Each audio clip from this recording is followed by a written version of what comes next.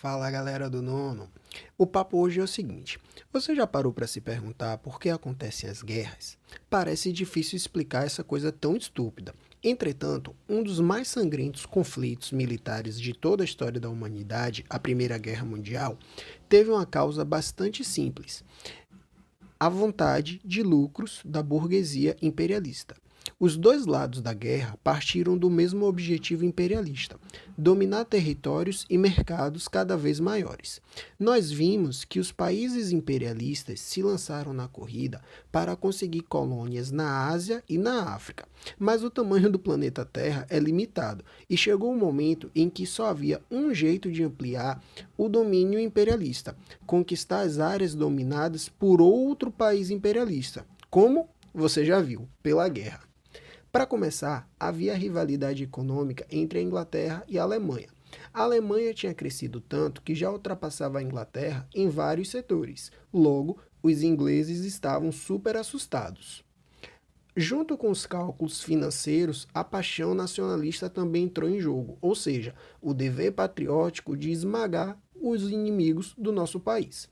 O inimigo comum aproximou os governos da Inglaterra e da França.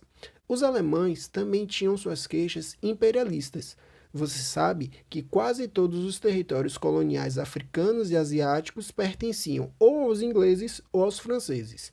A Alemanha e a Itália tinham demorado de se unificar, ou seja, de se tornar um país fechado e afirmar como grande potência. Chegaram tarde no banquete imperialista e tiveram que se contentar com as migalhas do bolo colonial na África e na Ásia. A Europa Central também foi objeto de disputa entre os governos russo e austríaco. O Império Russo, ou seja, governado pelo czar, era inimigo, ou seja, rival político do Império Austro-Húngaro.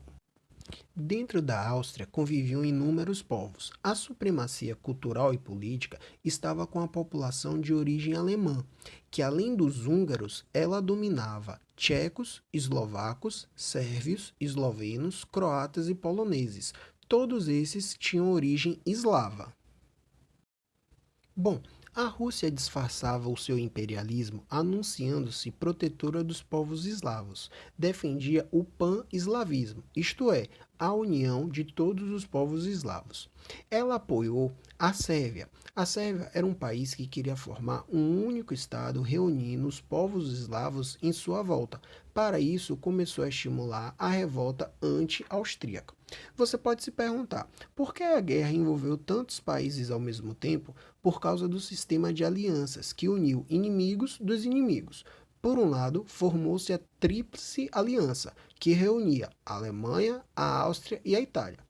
Para contrabalancear essa aliança, foi montada um pacto militar entre a França e a Rússia. Essa é a Tríplice Entente, além da Inglaterra.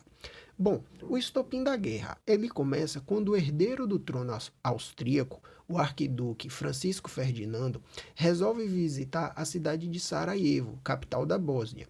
O problema é que o arquiduque austríaco ousou passear em carro aberto por Sarajevo, no meio da multidão.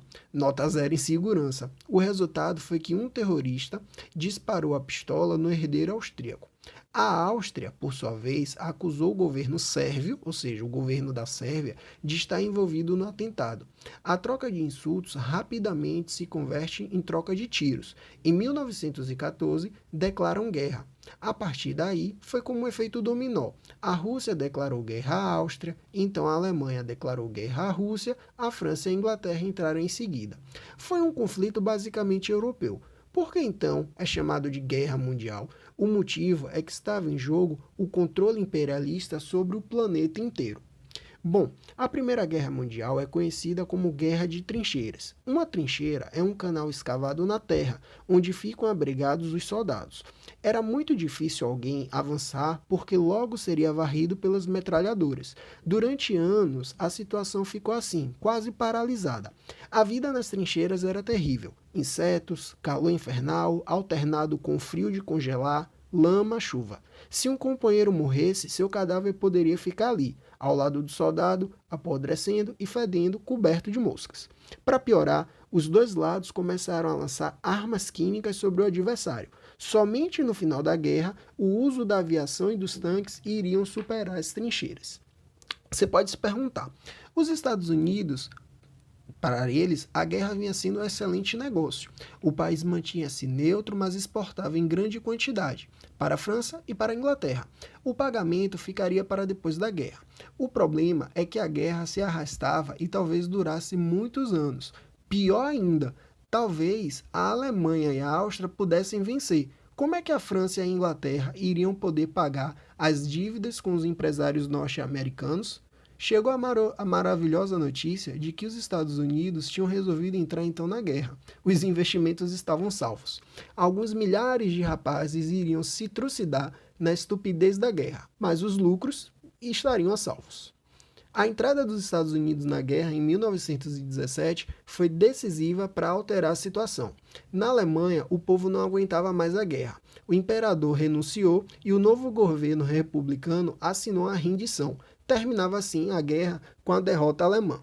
A Alemanha ficou realmente derrotada, principalmente após o Tratado de Versalhes. Perdeu todas as colônias e 1/7 do seu próprio território. Além disso, suas forças armadas diminuídas até uma posição ridícula, sem contar a enorme dívida de guerra que teria que pagar. Nos anos 20, a economia alemã entrou em terrível dificuldade.